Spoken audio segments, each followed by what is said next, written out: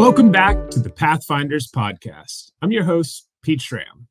We're going to dive into the career journeys of great people with exciting paths.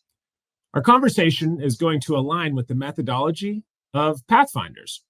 We're going to talk about career maps of our guests. We're going to talk about their personal board of advisors, right? What were the skills, the achievements, accomplishments, fun stuff along the way, and who were some of the people that helped guide them. We call this the Personal Board of Advisors, PBA, multiple mentors. So this podcast is going to be shared on LinkedIn and the other podcast platforms. As you're listening along, please add a comment, maybe add a question. I think you're going to find a lot of good tidbits from today, starting off with our guest's favorite quote. It is not the critic who counts, not the man who points out how the strong man stumbles or where the doer of deeds could have done better. The credit belongs to the man who is actually in the arena. Teddy Roosevelt, you guessed it. So this is one of the favorite quotes of our guest today, Rob Mercuri, currently serving the residents in the 28th district with values instilled in him during his blue-collar Western PA upbringing, including integrity, hard work, and transparency. Full disclosure, I met Rob a couple of years ago, and I don't know how many people are out there that the more you meet them, you learn more cool things about them, learn more great things about them, and you just say to yourself, holy smokes, we need more people like Rob in this world around us. No, he's not paying us to say any of these great things about him. They're all true, and other folks in Western PA and beyond would say the same things. Back to the scheduled programming. As a veteran, husband, father of three, and a small business owner in Pine Township, right outside of the Pittsburgh, Pennsylvania area, Rob has worked to make progress across a number of legislative priorities, including fiscal responsibility, responsible energy expansion, educational choices, effective and efficient government. So he does a lot of things in a bunch of different aspects of the community, personally, politically, professionally. In addition, he's focused much of his attention on improving the openness and accountability of government. Very, very true. Expanding educational opportunities while respecting taxpayers, reducing the cost of healthcare, developing programs to keep our communities safe, prioritizing the upkeep of critical infrastructure, and harnessing the potential of advanced energy economy for the benefit of residents and the future of our Commonwealth. Okay, so it's where we were, where we are, and where we're going. This guy is trying to help us in all aspects from that timeline perspective as well. Before he was running for office, Rob attended U.S. Military Academy, West Point. He deployed to Baghdad as a member of an embedded military training unit, returned with a captain's rank and a Bronze Star medal. He got his MBA from UMass Amherst and then worked for two major accounting firms before going to PNC, back in the Pittsburgh area. Thanks for coming home, Rob. He rose to SVP in risk management and finance. Him and his wife, Kelsey, own a pack and ship retail business in Pine Township, again, near Pittsburgh. And in his service to his community, he served as a member of the board of the YMCA, U.S. Congressional Advisory Board, and the American Corporate Partners, which is a nonprofit that helps connect veterans with their careers after their military experience. Rob, hopefully you talk about that on the show a little bit today. Rob lives in this area again with his wife and three school-age children where they're active in their faith community. Can attest to that one as well. Before we bring Rob up onto the show, I know you're dying to meet him and hear more of his story, and I can stop talking. Fun fact is that our guest today can also juggle. Rob, welcome to the show. Thanks for joining us. Hey, Pete, it's an honor to be with you. Thanks so much for having me. Of course. So the way we start this off, there's a bunch of different ways it's going to go today, but to kick things off, get rolling, what did you want to be whenever you grew up?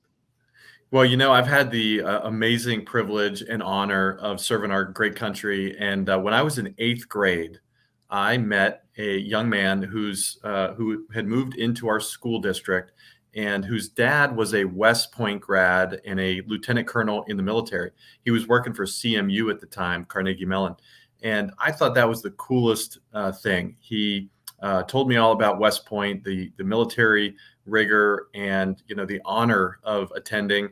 And that became my goal as an eighth grader after I learned about that opportunity of going to West Point. And it was the service and the military career afterward, but I became enamored with that lifestyle and the discipline, and I really wanted to do it. So I worked hard for the next 4 years and was able to get an appointment for my congressman and joined the class of 2004, June 29th, 2000. And it was something that I'll never forget. Wow. Can you talk to us a little bit more, Rob, about what it means to go to West Point? How difficult is it to get in there, and what's that process? You mentioned lifestyle, discipline. It's not for everybody. So if some of our listeners are maybe aspiring to apply to West Point, or, if they choose another service academy for some reason, what does that process look like? What are some things to be doing? Or maybe if, we have a friend of the family or a child that's aspiring for this, what are some things to be thinking about? Yeah, it's a great way to start a career for kind of a high achieving academic person who is also interested in athletics and leadership and service to the country. Army, Navy, Air Force, and Merchant Marine and Coast Guard all have academies, and the legacies of these academies, rich heritage with a lot of pride. And the great thing is it's an all-encompassing education, Ivy League quality. You have all of the major sports programs at these schools, and they're federally funded, and you get a full tuition and scholarship ride. And then you've got an obligation afterward for 5 years in the service that you choose. However, you can also go on to a full career. And so, most of our notable generals and admirals in history, including U.S. Grant and General Douglas MacArthur and Dwight Eisenhower, all went to West Point. And those admirals went to the Naval Academy. And so there's this great history there of service to our country and accomplishment.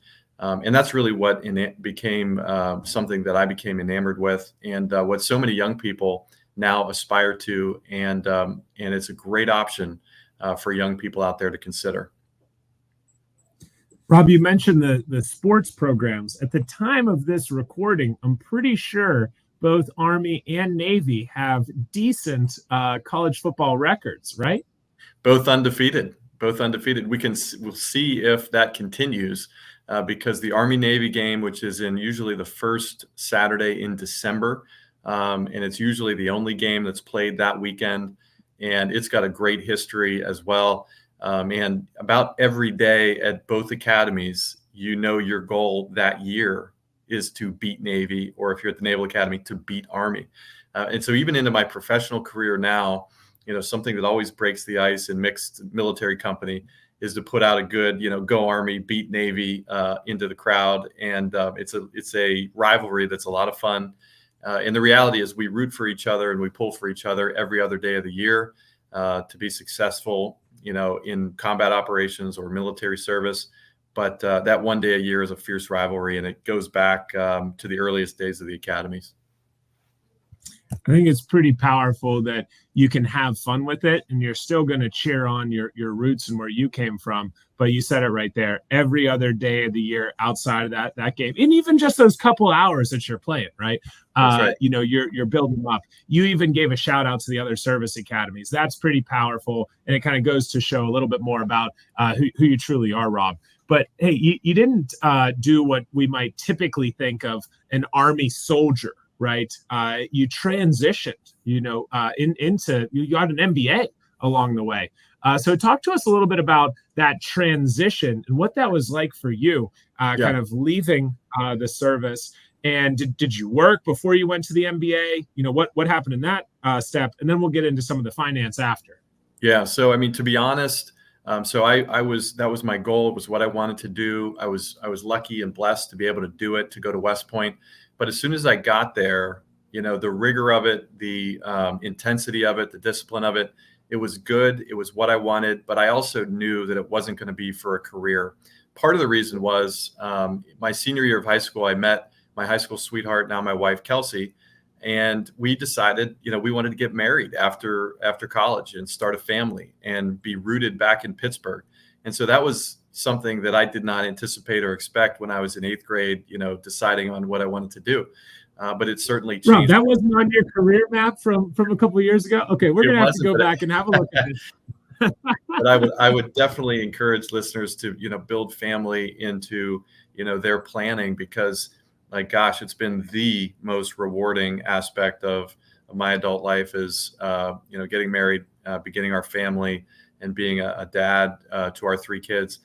And, I think the balance in a career, and Pete, I think you know this well, that you've got to find ways to recharge and to, continue to be inspired. And for Kelsey and me, our kids inspire us every day to work harder and do what we're doing for our community, and also for, the companies that we work for. So that's an important part. So that created a dynamic where I made the decision that I was going to get out of the military after 5 active years. I did serve in the reserves for about 2 years after that in New York. But what we decided to do was begin to prepare for that. So I started early, and my wife Kelsey did too. After we graduated, I started a path to a deployment with my unit. But first, I did some officer basic training after the military academy. And during that time, I was able to take the GMAT. And my wife Kelsey took, I think, the equivalent for a non-MBA, GRE, I think it's called. And those, we did that right after graduation, really, from our bachelor's programs. Kelsey went to Duquesne, and that just gave us options. And so then a couple years later, I decided that, I wanted to pursue a career in business and finance. And so I applied to some business programs while I was in the military. And I was always kind of preparing for what that next step was. And so in the military, knowing that I wanted to get out and begin a career in business and finance, I had the GMAT because we had done that early. And so I applied and got into UMass Amherst. They had a nice remote program. And so that worked well with my military service. And actually, I completed the degree during my second deployment to Iraq. They had internet cafes. I couldn't always, I wasn't a full-time student, but I was able to get some credits in. They gave me a nice scholarship while I was over there. It was like a service scholarship, which was very generous. And I was able to complete that. So in 2009, I was able to kind of graduate from UMass with that MBA. And then when I was searching for my next career and that first step in that next career, I had the MBA credential, which was helpful. So in 2009, you had two professional graduations, it seems. Talk to us, Rob, for a moment about the classes you took at West Point, at UMass Amherst, and some of those skills you developed, time management, prioritization. Those are kind of the table stakes with everything you had going on. But were there specific classes that you took with you into the work at the accounting firms, into PNC, into political office by chance? Yeah, absolutely. I mean, some of the core classes that I took in high school, I had a great calc teacher, translated well. A lot of my classmates struggled with, the math department at West Point. It was very rigorous, but I kind of flew through it because I had these great teachers in high school teaching calc. And so that helped. And with time management and discipline, you nailed it, Pete. In the military and at West Point, they account for every single minute of every single day. And you really learn a time management skill set that I think would rival, any other college experience for sure. And it creates a great amount of discipline at a young age. And one of the ways that they do that is they give you responsibility very early. So your plebe year, you learn to follow. And so you don't have as much responsibility for other people. You learn how to manage yourself and be disciplined in your duties. And you learn to stretch yourself. They have a slogan there that, you might be a high school hero, but you're a West Point zero. So you start out at zero, and then you have to build back up. And by your second year, which they call your yuck year, you have responsibility for one other person.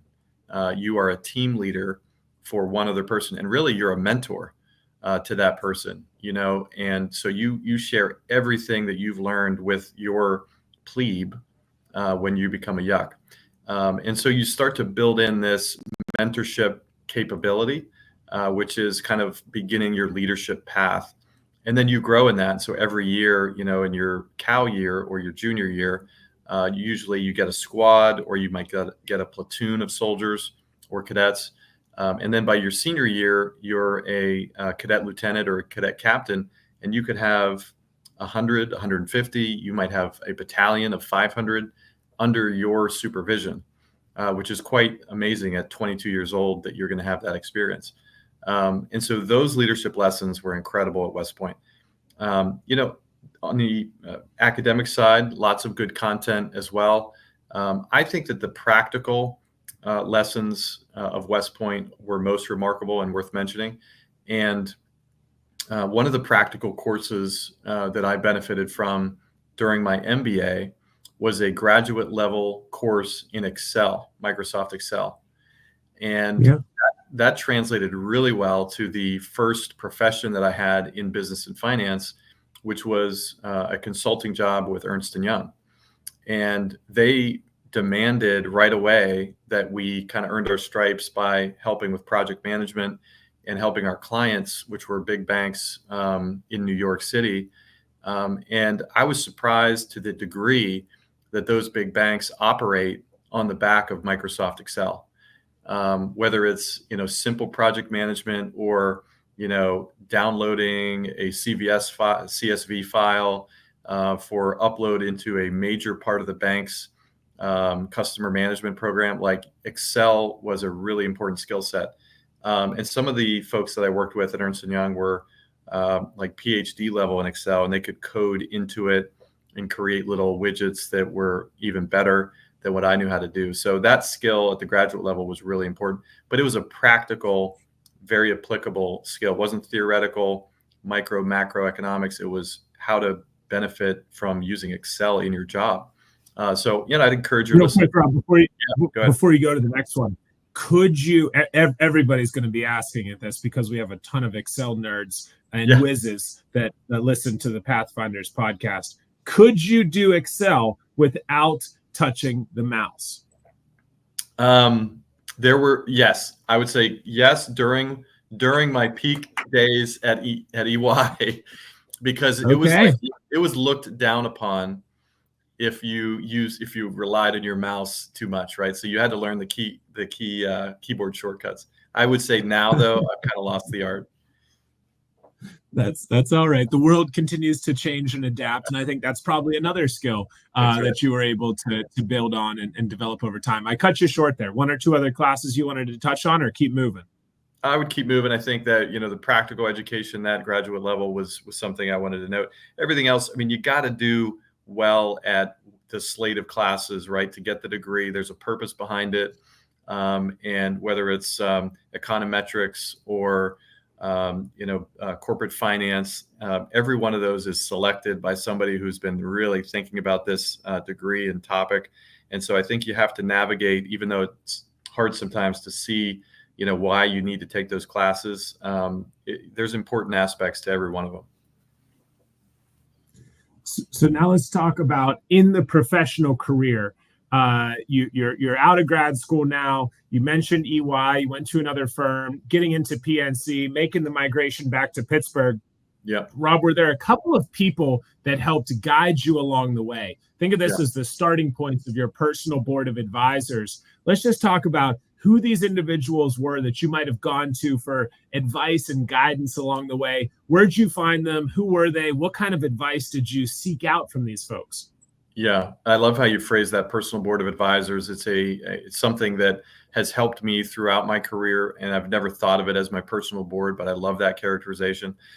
For me, it was the moment of transition, right? So we talked about going from the military into the business and finance sector, started at EY, and the advisors that I began to have were the friends that I trusted and that I looked up to, peers of mine, but also those that were one or two steps ahead. But I started with those friends, college roommates, who were also navigating a very similar kind of parallel path. And I found a lot of comfort in comparing notes with them about the path that I was on and how they were navigating it in their own way. And so, roommates, the guys that I was experiencing the military with, the first step for me was jumping out into business and finance at EY. And I definitely compared notes with those gentlemen as I was heading out into those interviews and then had the offers on the table. And then the transition point from EY back to Pittsburgh came with a company change for me as well. So we knew we wanted to get back to Pittsburgh. I mentioned that before. But the way to do that from the role that I had wasn't clear to me initially. And it was a friend of mine that I would call and compare notes with on our career paths. Kelly Lanfear is his name, good friend. And he had he did his MBA after the military. And so he did a full-time program. But I called him and I said, hey, we have this desire to start a family back in Pittsburgh. We're in New York now. We love the career. It's going really well, but how do we have both, right? So we decided to consider and take an offer from PwC back in Pittsburgh, PricewaterhouseCoopers. Same line of work, based in Pittsburgh, so we could move the family, and accepted kind of a little bit of a jump in pay and a jump in role. So it was great win-win. But what I was concerned about was moving around too much, right? From career opportunity to the next one. And I didn't want to be too jumpy, right? So Kelly was instrumental in counseling me. And he said, you know what, Rob, as you're navigating, he said, there's no reason from my perspective why, as long as you can explain your path and the drivers behind it, then it makes sense. And so, he was able to counsel as I was, debating the right time to be with EY and in New York, and whether it was okay to move home and into that next role. And then there were folks who were that one step ahead. So my partner at EY was a good friend, West Point grad as well. And I shared, our desire to move home to Pittsburgh with him as well. And he saw no reason, that it wouldn't work out well. And he counseled me to, take the job, and it's worked out well since.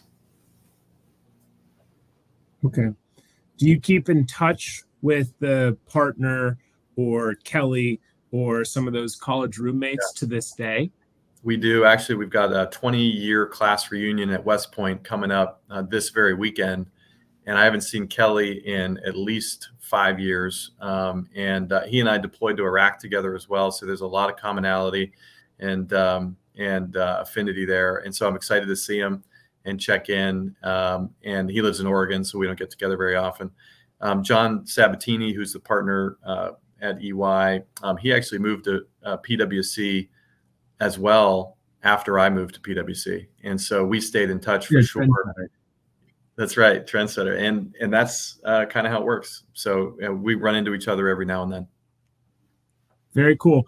Rob, we're going to get into a little bit of what you're up to in a few moments, but let's first talk about the future aspects of your career map. So we know that the career map, we break it out, past, present, future, and then we look at the jobs and the titles. We look at the skills. We talked about both of those a good bit, the accomplishments and achievements, and then some of the education and certifications, and also the personal and fun stuff. So you've hit in each of these columns as we've talked through where you've been and where you are. And it's pretty remarkable that you're able to integrate, whether you call it work-life balance, work-life harmony, work-life integration. There's a lot of moving pieces all the time. So as you look forward, talk to us a little bit about what these next aspirations are we call it the 5 dimensions of the career map. Yeah, absolutely. For me, it's been kind of an evolution, Pete, as I've navigated my career and what I wanted to do, right? So you start with that desire of, hey, what do you want to do when you grow up? You talked about that. And then you move into you're doing it, and how long should you do it? Where do you want to go from here? For us, as I mentioned, it was a family driver that had us back in Pittsburgh and out of the military. And the vision that Kelsey and I have for our career trajectory and our family is a community vision. And it is one of integration between work and life, but it's also one that includes our neighbors and our friends. And so and I didn't mention my PNC Bank transition, but PNC Bank came after my time with PwC, and was a great period of time. And what I loved about the role with PNC is that it was zero travel. I was home every night. It was, a bank headquartered in Pittsburgh. And so I really felt proud to be working for a great Pittsburgh company, for local Pittsburghers too. They lived in the South Hills, they lived in the North Hills. Everybody was kind of homegrown. It was great. And that was a nice harmony that I hadn't had, during my time in the military or my time with EY and PwC. All of those environments were either national practices or New York based or, global war on terror, right? So it was changing my perspective back to a local community. And I think that the experiences that I had in the military, 2 deployments over in Iraq, looking back at the United States from Iraq, and realizing what we have here and how special it is, that even created a greater urgency and desire for me to relocate back to Pittsburgh and to contribute directly to our community. And so all that to say, our vision is local, it's community, and it really is kind of family centric, and then out to friends, neighbors, local business, and it includes the public sector, the political space, because those are all interconnected in our great society here in America. And so we decided to start a business locally as part of that journey. We opened a UPS store in our hometown, in our community, kind of right where we live, work, and shop, in our local, next to our local shopping center. And so that's a short commute, right? But I was going downtown to Pittsburgh to work at PNC Bank all the time. And so we opened this local business, and we would come in and out of it, right? We had a manager and we had employees there, but we would occasionally, do a Saturday or a holiday there to give the employees a break. And it was nice to have this just 5-minute commute. You're in your local town, you see your neighbors, they're your customers, and you're creating value right there. So we love that local integration. It helps with work-life balance. Now our kids work at the UPS store, and we're integrated as sponsors of their sports teams and all kind of stuff. So there's a lot to like about that integrated local community vision. And I also decided to run for state representative in 2020 when my predecessor decided to retire. And I'm glad I did, because we had COVID hit shortly thereafter in March of that year. And I decided to resign from PNC Bank and commit fully to running for office.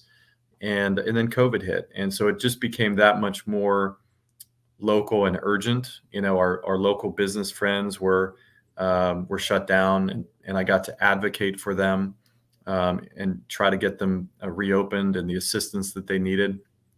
And then, we ran and won a primary and a general.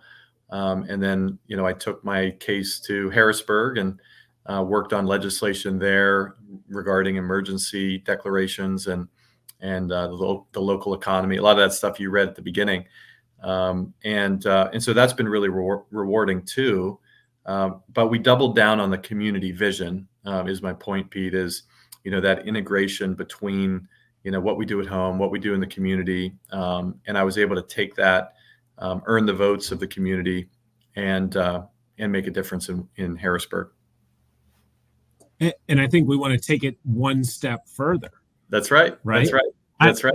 We've not had many politicians on the podcast, and up to this point, I think all the listeners right? We're, about 29 minutes in, and we have less than 4.5 hours to go before we wrap this one up. So thanks everybody for staying with us and continuing to be on this journey. But Rob, talk to us a little bit about this election coming up. At the point of us recording it, it's before the election of 2024. But talk to us a little bit more about what to look out for. And, if somebody's kind of thinking about, hey, is Rob Mercuri the guy for me? What might you want them to be aware of or know? Yeah, thanks, Pete, for teeing that up. So I talked about the journey, taking the vision to Harrisburg. We're proud of a lot of what we accomplished there in Harrisburg. Decided to continue the journey to expand the ripple effect of our community vision to include the congressional district. So I'm running this year for U.S. Congress to represent the good people of Western PA in Congress. And, the election as we sit today, Pete, is 3 weeks away. And folks are voting already by mail and with early voting. And so, the vision that I have, that Kelsey and I have been cultivating of community first, that forces us to find common ground. A big reason why I'm running is because we've seen so much partisanship on the edges of both parties, where you're vying, only to further your particular vision of the country, whether it's far right or far left, and to kind of beat the other side over the head with a club, proverbially. And what I want to do is unite the country, is bring us back together. There's common ground I've found on every single issue. When I go to Harrisburg, I meet legislators from the most rural part of Pennsylvania, whether it's Blair County or Fayette County. But I also meet good people and legislators from the most urban part of the state, whether it's Philadelphia County or Allegheny County or Reading, PA. And every single one of them was elected by their neighbors to represent their district to the best of their ability, to do one thing, to help improve lives of people and families. And that's exactly why I do what I do. And what I found is that because everybody has that shared vision, they want to improve lives, there's common ground on the most divisive issues. So it's my job as a legislator, as a representative, to find that common ground and then hammer out a piece of legislation that moves us forward. So that's what I plan to do in the U.S. Congress. It's a bigger group. There's 435. There's 203 in the state legislature. But I know there's good people from, rural Kentucky, and there's good people in urban Los Angeles. And we got to figure out how to be Americans together, or the country is going to continue to kind of be torn apart by these partisan differences. But once we figure out how to do that, and I think this is the cycle where we have to figure that out. I think there's exciting things ahead, Pete. And you talked about this at the front. It's about our past, it's about where we are, and it's about where we're going. Where are we going? There's so many exciting things about where we're going. The technology that we're using today to do this podcast wasn't around, 5 or 10 years ago when I was coming up through EY and PwC.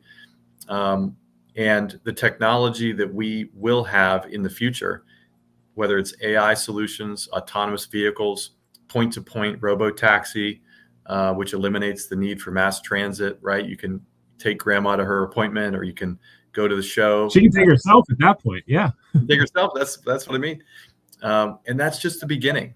And it's not just technology, though. It's the good people of the United States of America doing what we do best, which is work hard, innovate, and care for each other. So we got to get back to that. And I think we can. And that's what I mean. My slogan is leading us forward. And that's what I want to do. So, everybody's got to get out and vote. And that's how we change this country. Taking a note. All right. So, Rob, I have only two more questions for you, and then we're gonna wrap up. And everybody's probably wondering, how in the world are you going to take 2 questions for the last 3.5 hours? But on here, you have a lot of things going on. You've always had a lot of pieces at home, at work, but you've talked about this common theme of growing with others. and whether you were a mentor or you were a mentee, my question is, how in the heck did you make time for this very, very important aspect of work? How do you build mentorship into your routine? Yeah. I'm a big believer, Pete, in the fact that good leaders and great leaders, they care about legacy and they leave things better than how they found it. And, that requires a focus on others. It can't just be about your vision or where you're going or your career, because at the end of the day, you reach a point where you can no longer do for yourself one more thing. You need a team of people who believe in you and your vision and that you're pouring into, that are getting something for themselves in their own career out of what they're doing. We're doing today our UPS store, our state legislative work, my congressional campaign, and running a family of 5 of all busy people, including senior in high school, a 9th grader, and a 6th grader, right? So those are, like, the math doesn't work if it's just me and Kelsey doing all that. So we rely on amazing first-class teams of people that are helping us get all that done and doing it at a high level. And that takes prioritizing mentorship and caring about their careers. So we have just worked it into our daily routines, that we speak into others, we check in with our teams, we make sure that roles are well defined, that the leaders are defining the mission and the goals, and then clearing up any ambiguity. And we're constantly trying to learn and better ourselves from a leadership management standpoint. So we like two-way mentoring too, where we check in and say, how's it going? What could I do better? What could you do better? And let's cooperate and graduate whatever we're doing. So that's kind of how I think about it. On that last piece, we like to add to it a little bit more, build upon. It's hey, what should I start, stop, continue, shift? I ask you, you ask me. What should I start doing, stop doing, continue doing, shift the way that I'm doing it? So love the idea of the two-way mentorship.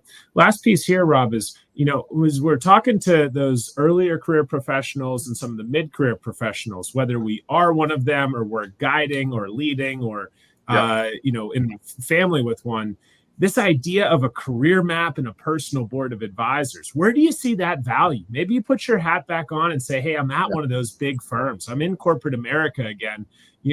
How can this benefit the individuals, but also benefit the organizations too? Yeah. Well, it's, I think healthy organizations are full of healthy people. And if you are doing the type of mentorship and the career mapping that you're talking about, you're going to be that much more healthy. And so I think, the organizations should be, to be healthy, encouraging their members to do that kind of thinking. And, my experience has been that when everybody is finding fulfillment in their job, they come to work with a better attitude and more enthusiasm, and your end result will be more productivity for the organization you're working in. And so all of that connects, I think, to the idea of having that team board of advisors where you're always thinking about where this career is going. You're in mentorship relationships constantly, and you're bettering yourself, you're sharpening the sword.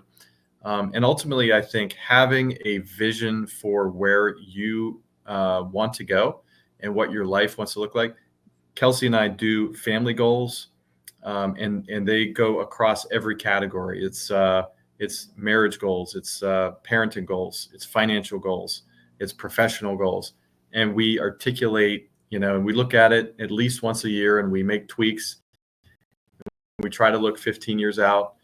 And that makes sure that everybody's on the same page, and that we don't have regrets about where we end up, when we're 50 years old, and that we're accomplishing what we set out to do. All right, so we might have to have a follow-on episode where we just you're driving the show, talking to me about the family board and how we can take it from the workplace back to home. Rob, one quick fire question because we're running short on time here, and I want to get to the recap. Is there one book that you're always recommending to people, or a favorite book of yours? I think I heard a few references to one in particular, but I'll add that one. What's the one that's your top of mind for you on the recommendation list? So many books, but I would just point to, if there's only one, John Maxwell, 21 Irrefutable Laws of Leadership is a great place to start. Got it. All right, Rob, thank you very much for actually, that was nobody else has shared that book yet. I don't know if you knew that. Awesome. So that's one, adding it to the Pathfinders book club. That's great. So Rob, we're going to go through a little bit of a recap here, knowing that you're not okay working with an organization or an entity that has more than 3 letters in it, right? From EY to PwC, PNC, PA, USA. There's a common theme along this one. So it really has come a long way from 8th grade when you got exposed to West Point. You said that you're drawn to this lifestyle and discipline. Go Army, beat Navy was a recurring theme, but you also shared that you rooted for all service academies and branches and properly gave them a shout out. You built family into your career map early, and you were very, very clear that you wanted to be, prioritizing family. Shout out to your rock star wife, Kelsey, and the 3 kids. And also, smart move of you guys taking the GMAT and the GRE soon after graduation to set yourself up to have more opportunities as you continue to grow, flourish, and develop.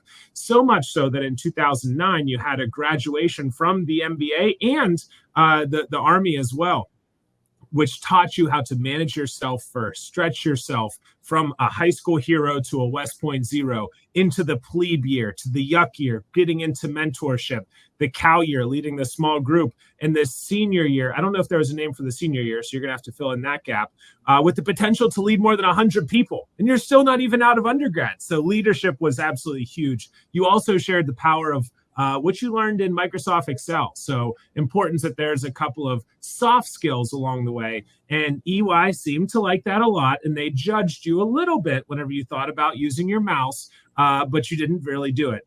Whenever it comes to the personal board of advisors building blocks, you mentioned that the buddy role from the college roommates were helpful, bouncing the ideas off of Kelly to successfully boomerang back to the Berg. You shared that moving is okay as long as we tell our story and explain our path.